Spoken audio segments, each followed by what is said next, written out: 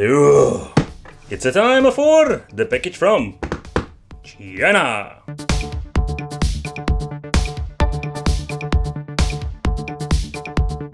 Hey guys, welcome back to the channel. It's time for the X Game 601. And they also call this thing the Soulja board game console. Doesn't make any sense of course, because it's just a Chinese knockoff Xbox. I already did a review about a couple of these versions, and the reason I picked this up, because this one is different. Yeah, because there are different versions on AliExpress. But okay, so I wanted to check it out for you guys. What is the X Game 601 HDMI functionalities? It comes with a PlayStation 2 knockoff controller like always. There's not a lot of information on the box itself. And the only information that we're going to get, that it is in 64-bit OS HDMI output. And it supports different systems. So I'm curious, how good or how bad is this thing? Oh, because sometimes these things are really bad. Okay, so inside the box we're going to get, of course, the system itself. Here we're having, there is something loose in this machine. Yep, there is. We're having here the toilet paper manual, like this piece of toilet paper that they call a manual. Okay, so inside we're going to get, wow, that's a messy cable nightmare. We're going to get two controllers. Oh. Ugh, they are pretty filthy. And here we're having the HDMI cable. We also have an option for AV out, and here is the adapter, and this is in 5V. And a very cheap one. So let's take a close look at the console itself and the controls. Huh, man, this is a really filthy control. Is the other one better? Ah, less filthy. So I must say I do like how they are looking. I have never seen these versions before. Very horrible, cheap quality of course. AB, select start. I must say they are more like the less horrible fake controllers. They come with an USB connection, so it's even possible to use it on, yeah, let's say maybe your PC, if they don't get recognized, but that is something we're maybe going to try in a different video. So let's take a close look, not at the controller anymore, let's take a close look at the system itself. The same like all the X Game systems, they look like an Xbox. There is, by the way, no fan inside, and they are weighing nothing, like light as a feather. It's just freaking ridiculous. So at the back we're going to get the AV out, we're having an HDMI, the input for the TF card, so it seems to be where I can add games. At the front we're having this very flimsy on-off switch and two USB connections. So let's open it up. I think I need to remove these feet. Can I remove them? And let's open it up and let's see what we're going to get in the inside. Oh, it was just really a pain in the ass. So because we need to remove all 6 screws, that's it, that's the only thing that we needed to do. Okay, so there seems to be a cable over here.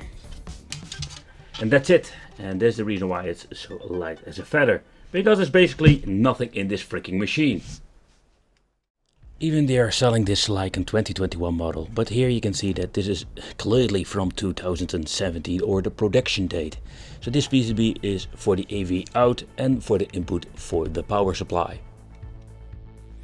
Okay, so here we're having okay, so they even call this thing the Xbox version 2.1. Okay, that is kind of funny in my opinion. I say production date, here we're having 2017. So again, it's a very old product. So, and the fun fact is that we're having here the option to remove the SD card. So if you want to mess with the files, it's highly possible we can. So let's try to peel this thing off and let's see what we're going to get.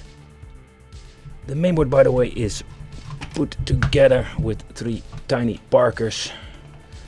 And let's take a close look at the chip. What are we going to get with this?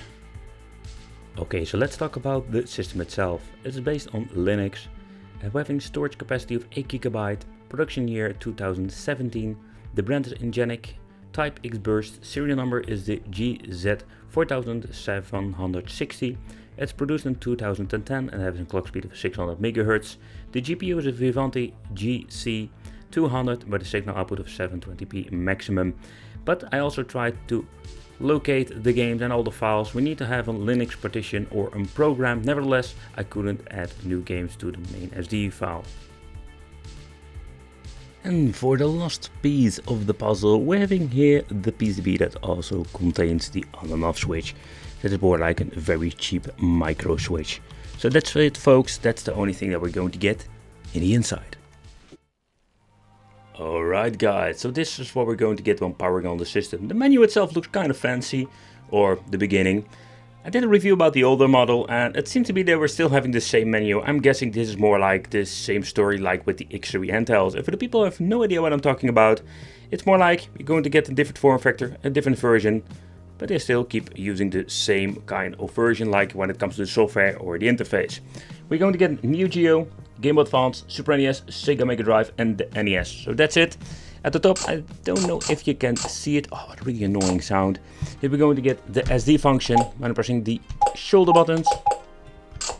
Yep, there he is. So when you're going to put in an SD in the machine, you can download or basically load up your game from here. Not download, load up.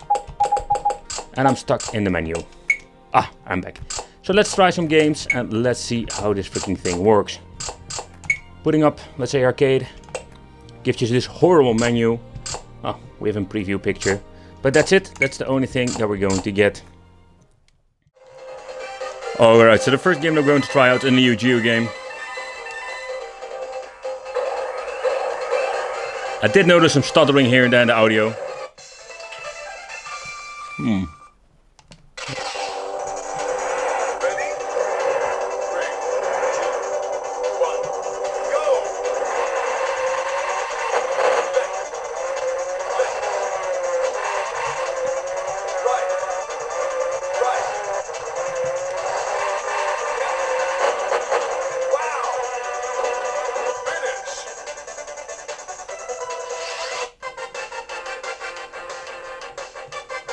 Not too shabby.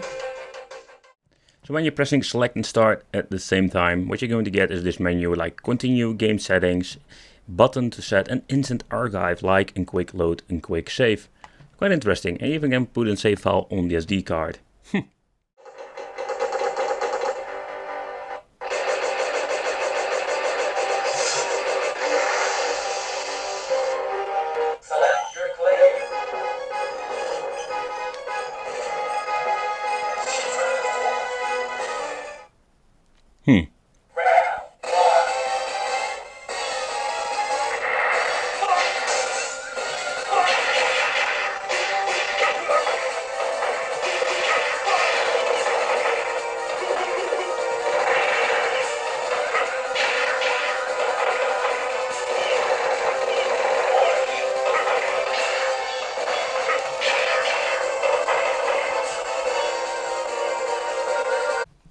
Okay, so I was booting up the first game of GBA and it froze. And yeah, I was actually trying to skip the intro. And the reason Justin was showing you this because this happens with these cheap China stuff. I can't even reset it, so basically it froze. Just freaking great. Let's reboot this bloody thing. Okay, let's go. Best retro themed sound ever. If you know which sound it was, drop it in the comments. So with these older systems you can hear the emulation is not right. You get a sound like that is not like it should be.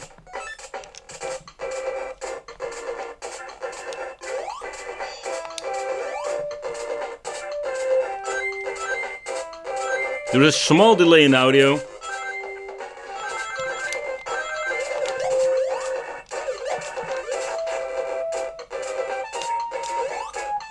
Ow. Where was the sound effect? There was none.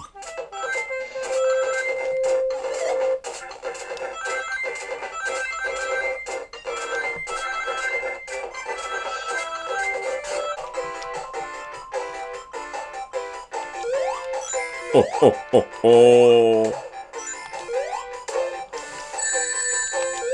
All the sound effects are, but it sounds really horrible.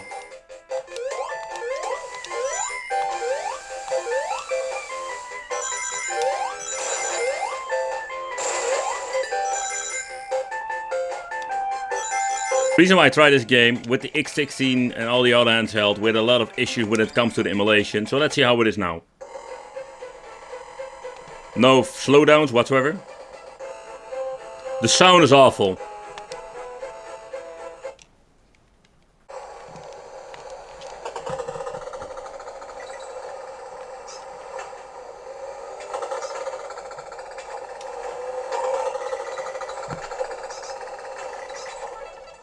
Oh, you can see that it's not running on the full speed of the game.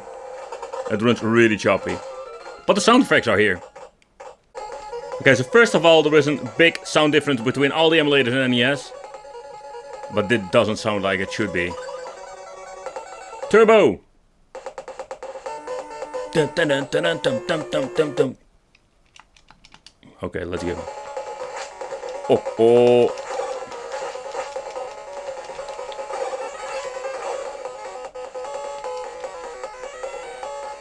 No, it doesn't.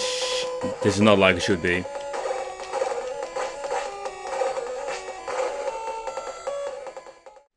Okay guys, so this is what we're going to get with the X Game 601, the Soulja Boy edition. No, just kidding. It's more like they're calling it, but this has nothing to do with the person itself. It's just like a Chinese handheld or in Chinese system you can pick up from Wish, AliExpress, eBay, Amazon. There are so many places where you can find these nowadays. But be careful, if they're going to sell like the 2021 model, you can see that this is a really old system from 2017. The controls, I must say that was not really bad in my opinion. I have seen some shitty control, but this one was not bad. I want to thank you for watching. Consider subscribing, hit the little bell, become one of the Wicked family, and I will see you in the next video.